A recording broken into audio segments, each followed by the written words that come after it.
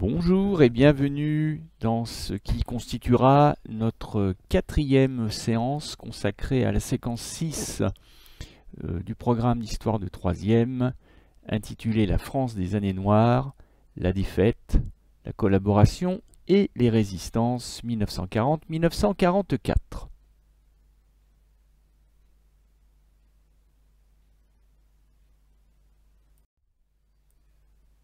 Après avoir en effet planté le décor spatial puis temporel avec la carte de la France de l'occupation, et puis après avoir dégagé quelques temps forts et personnages marquants de la séquence, après avoir enfin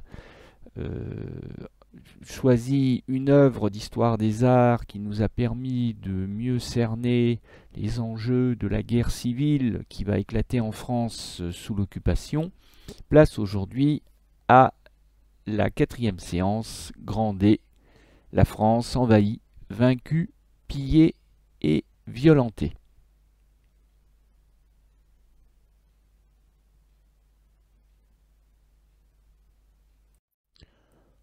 Au cours de cette séance qui donnera lieu à la première leçon, eh bien, nous allons nous demander quelles sont les circonstances, c'est-à-dire qui, pourquoi, où, comment, mais aussi les conséquences de la défaite, de l'incroyable défaite de mai-juin 1940, aussi bien pour la population que pour le territoire français.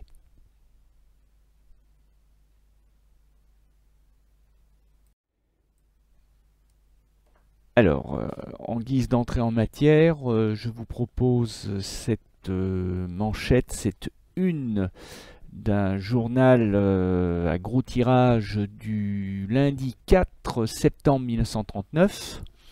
Donc, il faut tenir compte des délais de fabrication, d'impression et de distribution du journal. Donc, en réalité, l'événement qui est mis en valeur date du dimanche 3 septembre, c'est-à-dire le jour où le Royaume-Uni et la France se retrouvent en état de guerre contre le Troisième Reich qui, 3 jours auparavant, le 1er septembre, je vous le rappelle, a envahi la Pologne. Et comme le Royaume-Uni et la France sont garants de la sécurité, de l'intégrité de la Pologne, et comme Hitler a refusé de faire machine arrière et de cesser d'attaquer la Pologne, eh bien, la France et le Royaume-Uni sont en guerre contre l'Allemagne. Et là, très vite, tout de suite, en fait, dès le début, cette Seconde Guerre mondiale devient véritablement une guerre européenne et la France se retrouve à nouveau, comme en 14-18, en première ligne contre l'Allemagne. On peut noter un petit détail, mais qui en dit long sur la motivation de la France en particulier, que la France se retrouve en état de guerre plusieurs heures après le Royaume-Uni. Mais en fait, c'est très révélateur de l'état d'esprit des Français qui étaient prêts, d'une certaine manière, à accepter la Première Guerre mondiale parce qu'il fallait venger l'affront de 1870, parce qu'il fallait récupérer l'Alsace et la Lorraine, parce qu'il fallait prendre sa revanche sur le Prussien. Mais en 1939, les choses ont bien changé. Les Français ne sont pas forcément tous persuadés qu'Hitler est le vrai ennemi de la France, bien au contraire. Beaucoup pensent qu'il s'agit au contraire de Staline, et que l'ennemi est déjà à l'intérieur de la France sous la forme du Front populaire. Donc les Français dans l'ensemble sont assez peu motivés à l'idée de défendre la Pologne, comme ils étaient d'ailleurs très peu motivés en 1938, en septembre 1938, un an auparavant, pour prendre la défense de la Tchécoslovaquie, ce qui avait en conduit aux accords de Munich, qui avaient vu d'ailleurs la France et le Royaume-Uni livrer la Tchécoslovaquie sur un plateau à Hitler pour sauver désespérément la paix. Donc ça part mal cette affaire-là. La France n'est pas motivée, et un pays qui n'est pas motivé pour faire la guerre risque fort de perdre cette guerre.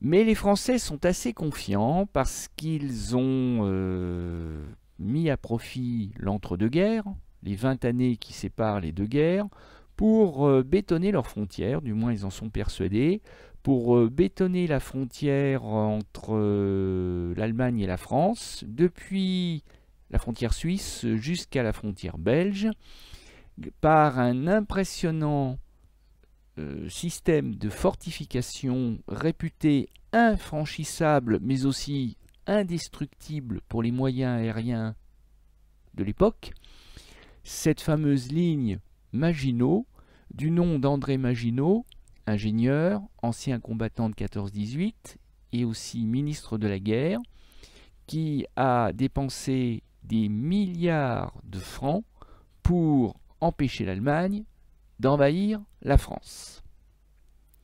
Et le fait est que pendant plusieurs mois, jusqu'au 10 mai 1940, eh bien, l'Allemagne ne cherche pas à envahir la France.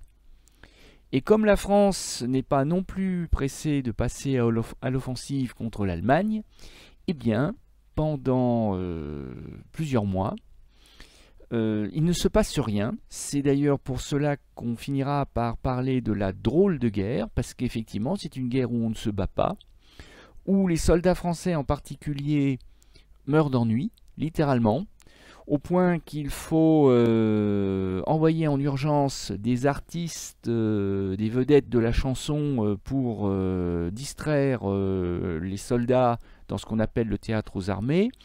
L'armée française commande en urgence des ballons de football pour occuper les troupes.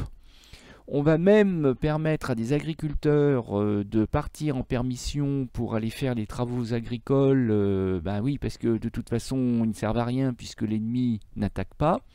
Bon, et donc il ne se passe rien pendant les mois de la drôle de guerre. Mais hélas, cette situation un peu curieuse va prendre brutalement fin le 10 mai 1940, lorsqu'Hitler passe à l'offensive à l'ouest.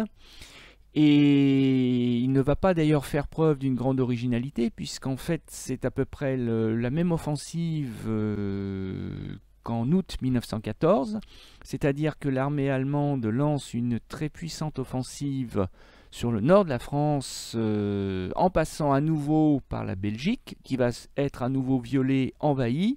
Alors la petite variante par rapport à 1914, c'est qu'Hitler va aussi, par la même occasion, envahir les Pays-Bas, alors que les Pays-Bas en 1914 avaient eu la chance de pouvoir garder et conserver leur neutralité. Là, ça ne sera pas le cas. En attaquant par la Belgique, eh bien, Hitler va couper en deux les Français et les Britanniques qui seront rejetés à l'intérieur de la poche de Dunkerque et qui seront obligés de rembarquer en catastrophe en abandonnant sur les plages non seulement des hommes mais aussi tout le matériel, les armes. Bon, quant aux Français, ben, ils se retrouvent donc isolés. La ligne Maginot a été contournée, elle était certes infranchissable, elle était probablement indestructible, mais elle était contournable. Il suffisait de passer par la Belgique, c'est ce que font les Allemands. Et là, on voit bien avec la carte que vous avez sous les yeux en quoi on peut parler effectivement de Blitzkrieg, c'est-à-dire en français la guerre éclair, parce que les Allemands avancent à une vitesse foudroyante. Alors là, on ne peut plus parler de guerre de tranchées, comme entre 1915 et 1918. Là, on est dans la guerre de mouvement, mais c'est même la guerre de mouvement accélérée. C'est-à-dire qu'en fait, les Allemands avancent tellement vite que les Français n'arrivent pas à se cramponner au territoire. Et là, il n'y aura pas de miracle sur la Marne, ni même sur la Seine, encore moins sur la Loire. Les Allemands foncent et rien ne les arrête. Ah si, pendant 2 ou 3 jours, les Allemands freinent leur offensive, mais ce n'est pas tellement dû à la résistance des Français, c'est tout simplement parce que le ravitaillement en essence n'arrive pas à suivre la cadence imposée par les Panzers, c'est-à-dire les chars d'assaut allemands. Et on voit par exemple que les Allemands sont à Paris le 14 juin, je vais y revenir avec la prochaine diapo. Ils entrent à Moulins le 18 juin. Les Français ont fait sauter une arche du pont Rougemorte, mais ce n'est pas ça qui va les empêcher de franchir l'Allier.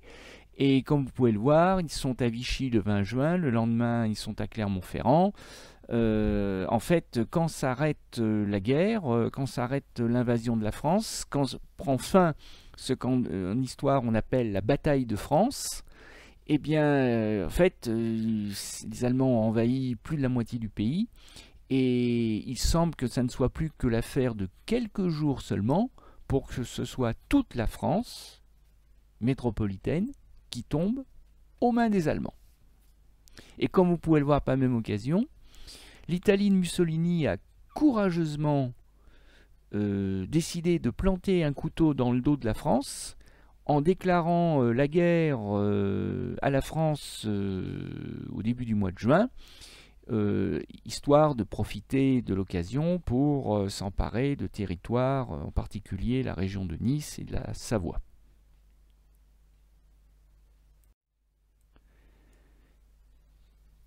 Hitler, n'ayant décidé de reculer devant rien, avait fait bombarder Varsovie, la capitale polonaise, qui n'était pas un objectif militaire.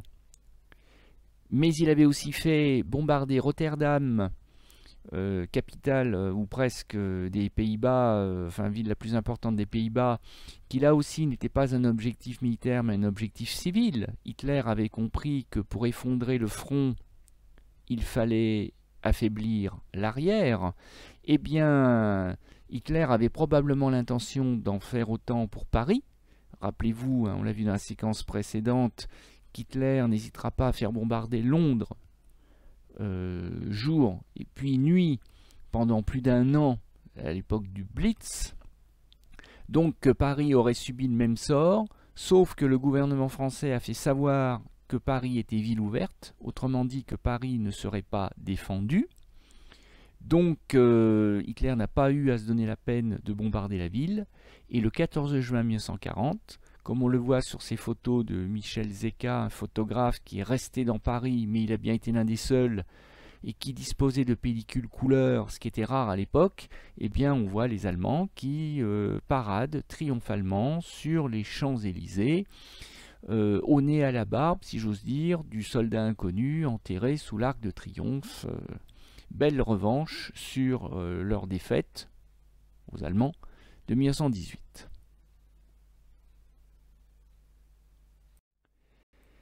Et il faut dire qu'il y avait peu de Parisiens pour assister au triomphe allemand, parce que la plupart des Parisiens, enfin tous ceux qui en avaient les moyens, ont foutu le camp, littéralement, il n'y a pas d'autre mot, parce que véritablement le mouvement de panique qui a commencé avec les Hollandais, avec les Belges, sans oublier les Luxembourgeois, se poursuit avec les Français du Nord, puis les Parisiens. Tout le monde s'enfuit devant l'avancée des Allemands parce que les souvenirs de 1914 sont là. N'oubliez pas que ça fait jamais que 25 ans que s'est écoulé le début de la Première Guerre mondiale. Les Belges se souviennent des atrocités commises par les Allemands quand ils ont envahi la Belgique en août 1914, avec ces rumeurs parfois, mais aussi ces vérités. Les vérités, c'est que les Allemands ont fusillé et violé des femmes, notamment, mais aussi des rumeurs sur le fait que les Allemands embrochaient les bébés ou coupaient les mains des hommes. Bon, et donc ces rumeurs reprennent vigueur, reprennent toute leur consistance au début de la Seconde Guerre mondiale, et les civils terrorisés s'enfuient dans ce qu'on appellera l'exode, en référence à la fuite des Hébreux de Moïse racontée par la Bible dans l'Antiquité. Et bien là, cet exode n'a rien d'antique, mais il va jeter sur les routes plus de 8 millions de civils qui vont embouteiller les routes, qui vont encombrer les routes, qui vont gêner la progression des armées françaises et qui en plus vont accentuer le vent de panique dans la mesure où Hitler va donner l'ordre à sa Luftwaffe, c'est-à-dire à son armée de l'air, de mitrailler, de bombarder les colonnes de réfugiés pour provoquer encore un peu plus de panique. Et tant pis si des innocents sont tués, tant pis si des familles sont éparpillées parce que dans la panique, les parents perdent de vue leurs enfants. Tant pis, il faut affaiblir l'arrière pour provoquer l'effondrement du front et pousser la France à se rendre. Et la France va se rendre comme prévu, mais beaucoup plus tôt d'ailleurs que prévu par Hitler lui-même. Hitler ne pensait pas que ce serait si facile de vaincre la France, mais le fait est que la France demande plutôt la fin des combats, ce qu'Hitler va accepter, mais avec ses conditions à lui. Et la première des conditions, c'est que la cérémonie de signature de l'armistice se déroule à l'endroit même où l'Allemagne s'était humiliée le 11 novembre 1918, c'est-à-dire dans la clairière de la forêt de Compiègne, c'est-à-dire à Rotonde, dans le wagon de train du maréchal Foch. Bon, le maréchal Foch est mort, donc Hitler l'a pas fait déterrer, mais c'est tout juste. Et c'est là que celui qui, en 1918, était le numéro 2 de l'armée française, le général Weygand, eh bien là, va se retrouver, et ça a quand même dû lui faire un choc, se retrouve à signer au nom du chef du gouvernement français, c'est-à-dire le maréchal Pétain, se retrouve à signer la défaite de la France, à reconnaître la défaite de la France, à signer l'armistice de Rotonde, mais armistice de Rotonde 2.0, c'est-à-dire l'armistice de Rotonde du 22 juin 1940, un armistice inversé, où cette fois-ci c'est la France qui est vaincue piteusement par l'Allemagne.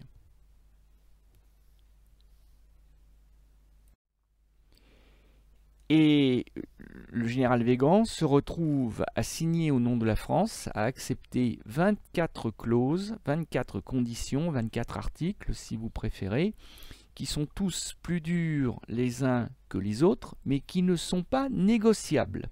La France n'a rien à négocier, elle est en position de faiblesse extrême. Je vous l'ai dit, si les Français refusent de signer, de toute façon, encore 15 jours et il n'y a plus de France. Bon, donc la première, une des clauses que je voudrais vous signaler, on ne va pas toutes les étudier, c'est par exemple que plus d'1,5 million de Français se retrouvent prisonniers. Les Allemands ne savent d'ailleurs pas quoi en faire, parce qu'il y a tellement de prisonniers d'ailleurs qu'ils n'arrivent pas tous à les garder, parce que voulez-vous faire d'autant de monde d'un coup? 1,5 million de Français vont être transférés, et puis des jeunes hommes, pas des vieillards.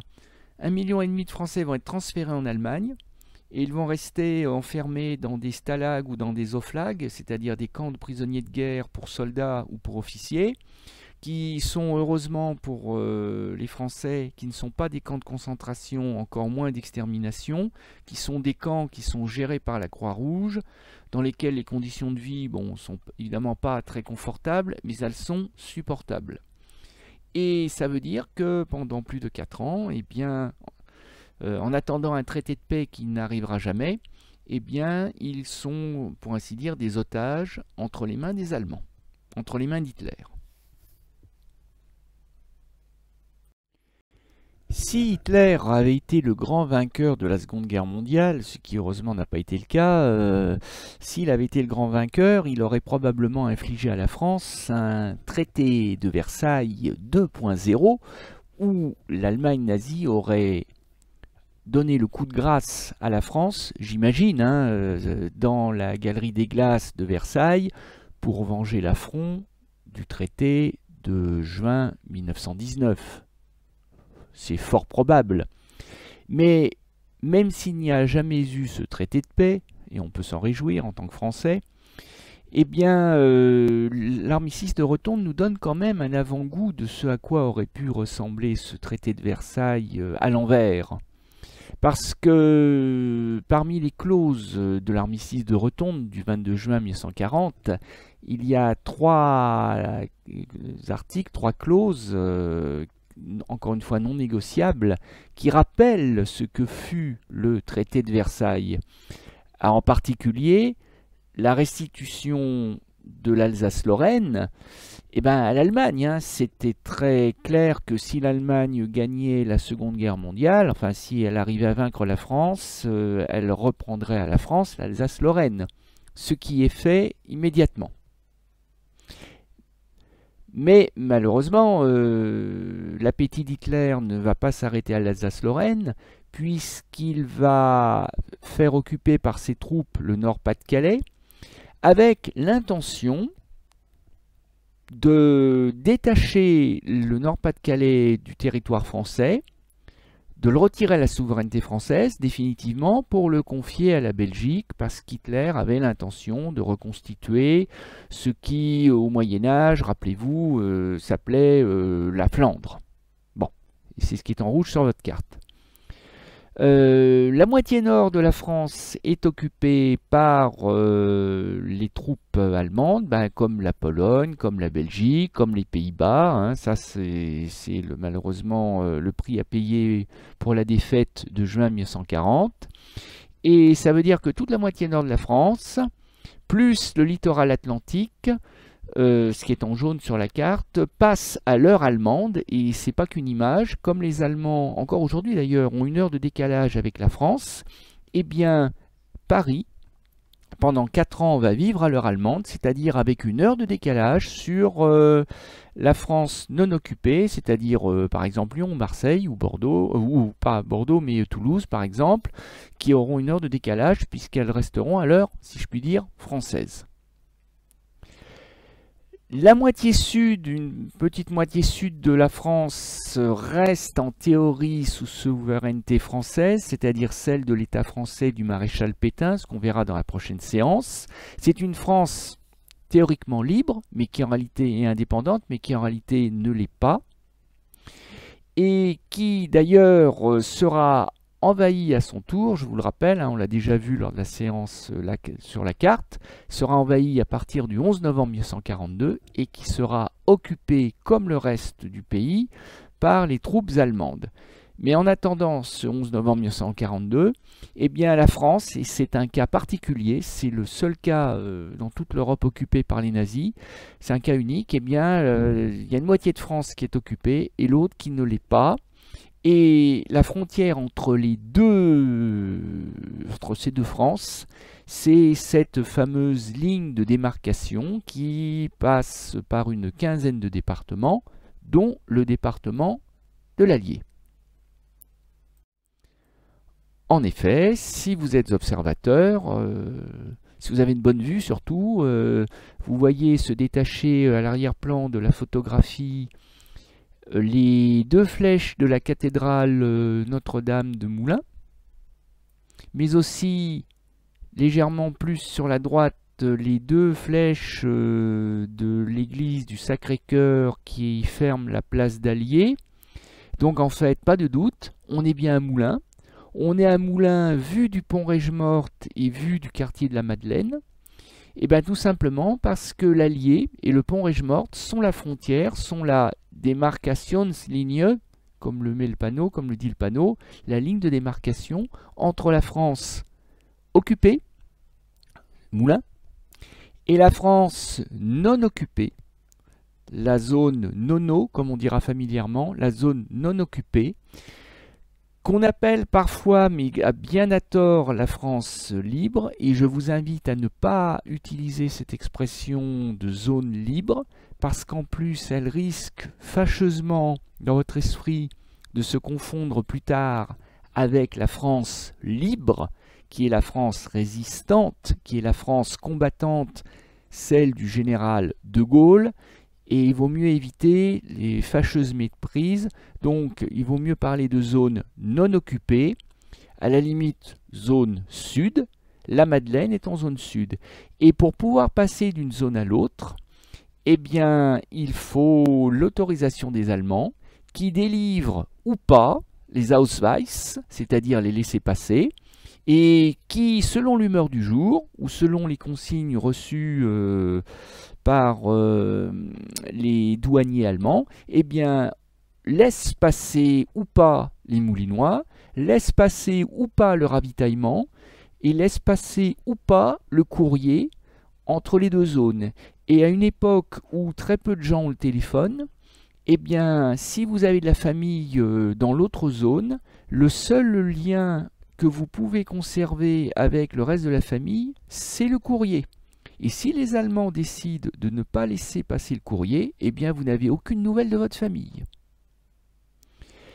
Et en fait, cette ligne de démarcation, c'est une sorte de nœud coulant qui est passé autour du cou de la France, et en particulier de la France du maréchal Pétain. Si le maréchal Pétain, comment dirais-je, obéit aux volontés allemandes, eh bien, on desserrera un peu le nœud coulant, on laissera passer le ravitaillement, on laissera passer les gens, on laissera passer le courrier. Mais si le maréchal Pétain a tendance à ruer dans les brancards, à ne pas obéir comme les Allemands l'attendent, eh bien, on resserre le nœud coulant.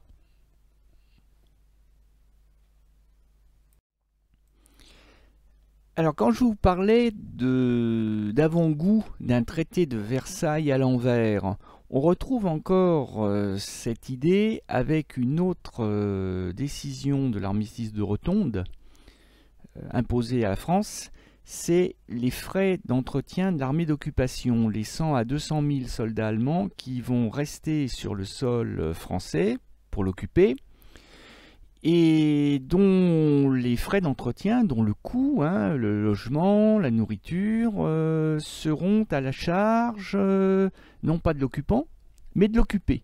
C'est-à-dire que c'est un peu comme si quelqu'un se faisait kidnapper et était tenu de financer son kidnapping et de payer ses kidnappeurs.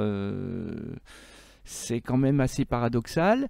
Et en fait, c'est tout simplement parce qu'Hitler n'a pas digéré, lui, l'ancien combattant de l'armée allemande de 1914-18, n'a pas digéré les réparations imposées par la France et la Belgique à l'Allemagne par le traité de Versailles de 1919 et qui condamnait l'Allemagne à la ruine économique et à la misère.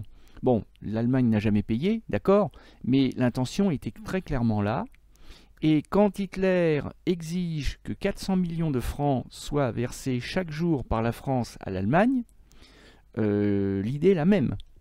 Punir la France en la condamnant à la misère, à la faillite, parce que même si je ne suis pas capable de vous dire à combien ça se monterait en euros d'aujourd'hui, mais probablement en milliards, c'est une somme colossale que la France ne peut évidemment pas payer sur des années. Dernier avant-goût d'un traité de Versailles version nazie. De la même manière que les Alliés avaient interdit à l'Allemagne d'avoir une armée professionnelle, digne de ce nom, rappelez-vous, seuls 100 000 hommes étaient autorisés, pas de canons, pas de chars, pas de sous-marins, pas d'avions, etc. Eh bien, le traité de Versailles, l'armistice de Rotonde, du 22 juin 1940, n'autorise l'armée française du régime de Vichy, c'est-à-dire celle de la zone non occupée, n'autorise que 100 000 hommes, pas de chars, contrairement d'ailleurs à ce que montre cette affiche, qui donc en fait est assez menteuse, pas de chars, pas d'avions, enfin bref, une armée française qui n'existe pas.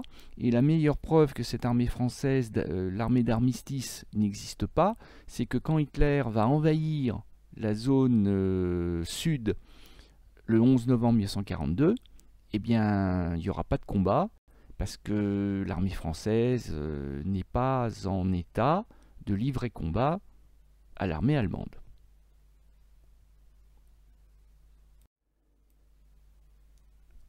Toutes les clauses, tous les articles de l'armistice de Rotonde du 22 juin 1940 sont plus durs les unes que les autres, mais il y en a une que je voulais souligner, que je garde pour la fin, qui est moralement la plus infamante, qui est la plus inacceptable, la plus honteuse, la plus humiliante, hein, mettez l'adjectif que vous voulez, celle qui n'aurait jamais dû être signée, mais encore une fois, c'était à prendre ou à laisser, et donc le gouvernement français a choisi d'accepter l'inacceptable, et qui consiste à livrer aux nazis des pauvres gens, des civils, hommes, femmes et enfants, des familles entières parfois, qui se sont réfugiés en France, qui étaient de nationalité allemande ou autrichienne, qui étaient juifs ou anti-nazis,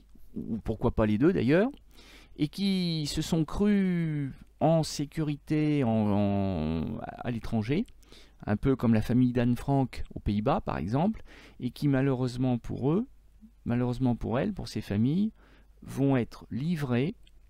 On voit ici des gendarmes français qui encadrent je ne sais pas si ce sont des anti-nazis ou si ce sont des juifs, autrichiens ou allemands, mais qui vont les réexpédier à l'envoyeur, si j'ose dire, c'est-à-dire qui vont les livrer aux nazis, et vous vous doutez bien que ce qui les attend, c'est la mort, dans les camps de concentration, ou, pour les juifs, dans les camps d'extermination. Et la France n'a pas forcément fait le plus dur, le plus difficile en signant l'armistice de Rotonde, parce qu'en réalité, le poids de l'occupation va se faire sentir chaque jour. Et le fait est que, vous pouvez le demander à vos arrière-grands-parents si vous les avez encore, s'ils se souviennent de l'occupation, ils se souviendront surtout qu'ils ont eu faim. Tous les Européens occupés ont eu faim. Alors certains plus que d'autres. Les Polonais, notamment, beaucoup de Polonais sont morts de faim parce que les nazis leur ont laissé de quoi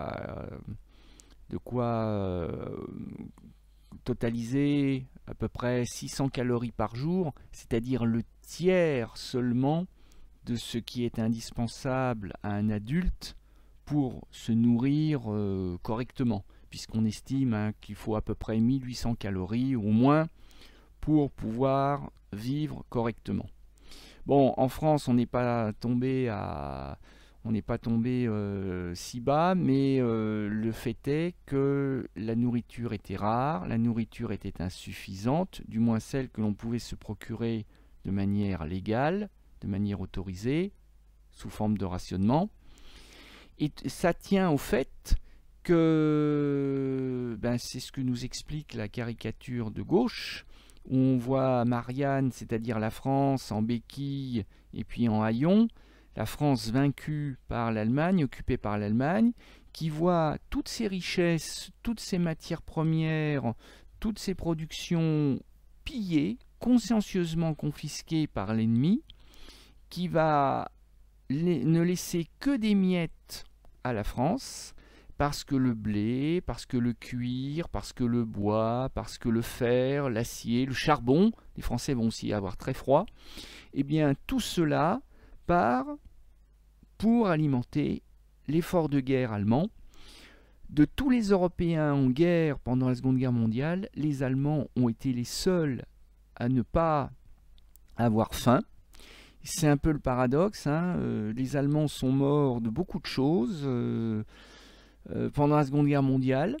Il y a eu beaucoup d'Allemands qui sont morts, mais ils ne sont pas morts de faim parce que les nazis affamaient les populations occupées et la France n'a pas fait exception à la règle.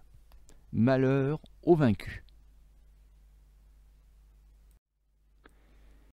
Alors il reste une dernière ressource que les Allemands vont également consciencieusement piller pendant l'occupation, c'est la ressource humaine.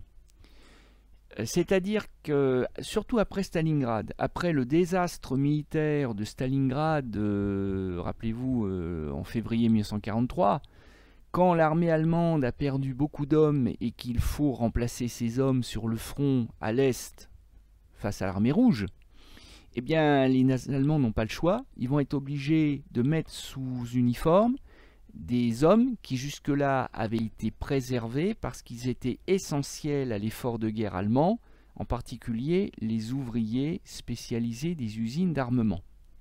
Bon bah là, il n'y a plus le choix, il va falloir leur mettre un uniforme et les mettre en première ligne face à l'armée rouge. Mais le problème, c'est que les armes ne vont pas se fabriquer toutes seules. Donc on va demander évidemment, comme dans les autres pays, aux femmes de participer à l'effort de guerre, aux munitionnettes. Hein, il y en aura aussi en Allemagne, mais ça ne suffira pas.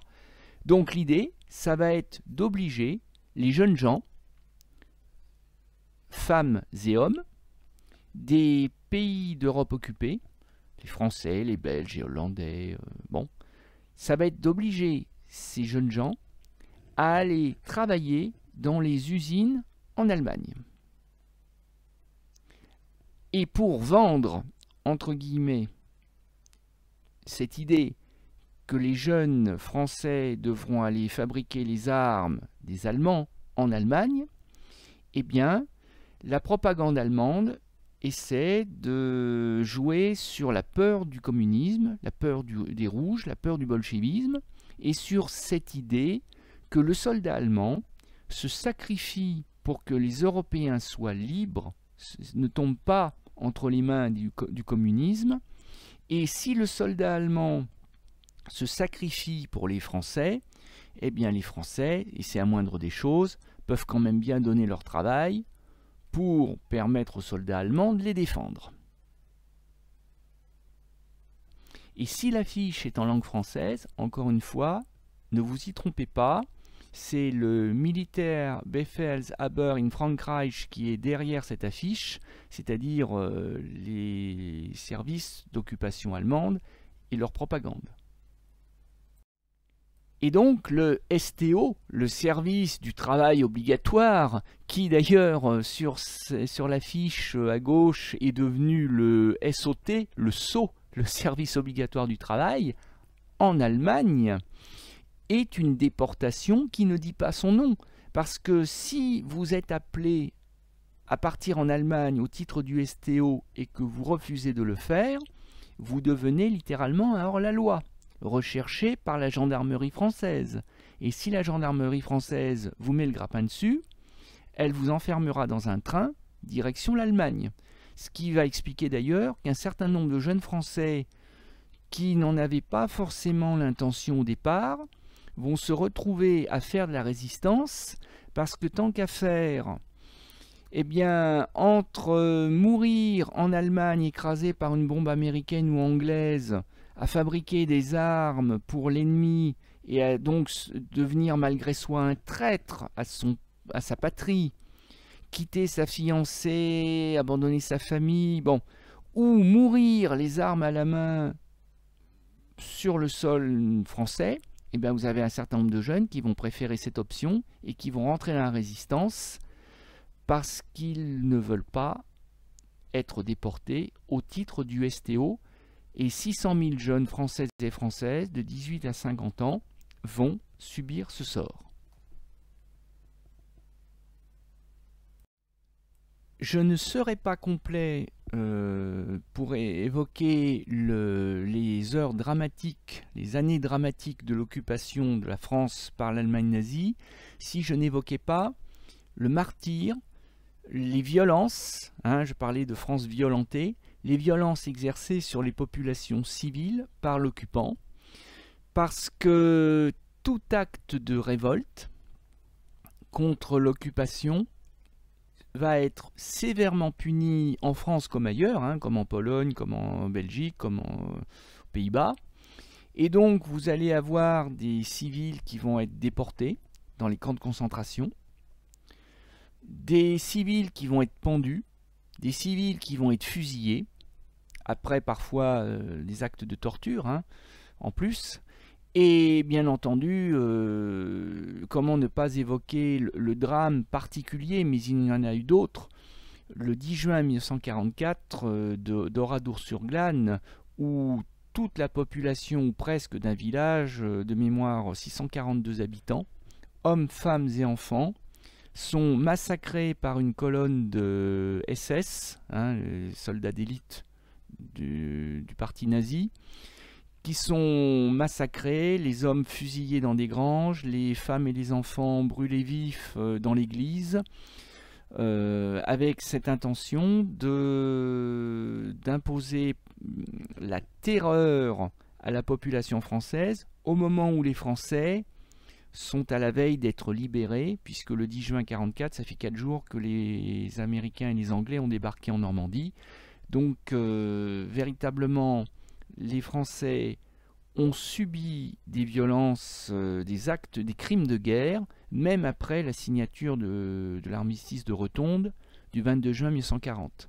En fait, la guerre s'est pas achevée pour la France, et elle s'est d'autant moins achevée que vous avez aussi des Français qui sont morts. Alors là, ils n'étaient pas visés, mais ils sont morts quand même, écrasés par les bombes des Alliés, parce que quand les Alliés choisissent de débarquer en France, eh bien, avant de débarquer, dans les mois qui précèdent, en fait, dès 1943, les Alliés bombardent méthodiquement le littoral français, en particulier, pour affaiblir les défenses allemandes, pour pouvoir faciliter le débarquement des Alliés. Et beaucoup de villes françaises sont bombardées, comme Rouen par exemple, comme Paris. Et malheureusement, comme le disait Churchill, les bombes sont aveugles, et quand elles tombent sur des civils, eh bien elles les tuent.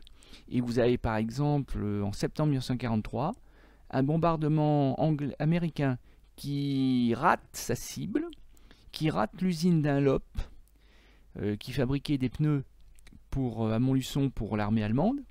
Mais malheureusement, les bombes vont pas rater la cité ouvrière qui se trouve juste à côté de l'usine, et plus de 150 personnes, hommes, femmes et enfants, vont être tués par le bombardement. Alors c'est ce qu'on appelle des victimes collatérales. Elles étaient encore une fois pas ciblées par les Alliés, mais elles ont été tuées par les Alliés malgré tout, à cause des Allemands. Alors, j'en ai fini avec cette séquence un peu lourde, un peu, vous m'en excuserez, le thème n'est pas très très joyeux, je vous l'ai dit, c'est pas les pages les plus heureuses de l'histoire de France qu'on vient de feuilleter. Et justement, en parlant de feuilleter des pages du grand roman national, l'idée m'est venue de vous proposer un exercice sous forme d'album photo. Donc, je vous mets 8 photos qui évoquent tout ce qu'on vient de voir. Et malheureusement, que voulez-vous, j'ai interverti les commentaires et les photos. Donc il va falloir m'aider à associer les photos et leurs légendes grâce au code couleur que vous trouvez sur la diapo. Donc mettez-moi en pause le temps de faire tranquillement l'exercice et je vous dis à tout de suite pour le corriger. Bon, voilà le corrigé, c'était pas très très difficile, je pense. Je vous en laisse prendre connaissance. Il n'y avait pas véritablement de piège. Donc j'ai bon espoir que vous n'ayez pas commis trop d'erreurs sur cet exercice. Alors, un petit repère clé à bien connaître, à bien mémoriser, à connaître, associé à notre leçon du jour. C'est le deuxième repère, celui du 22 juin 1940, avec l'armistice de Rotonde imposé par Hitler à la France vaincue.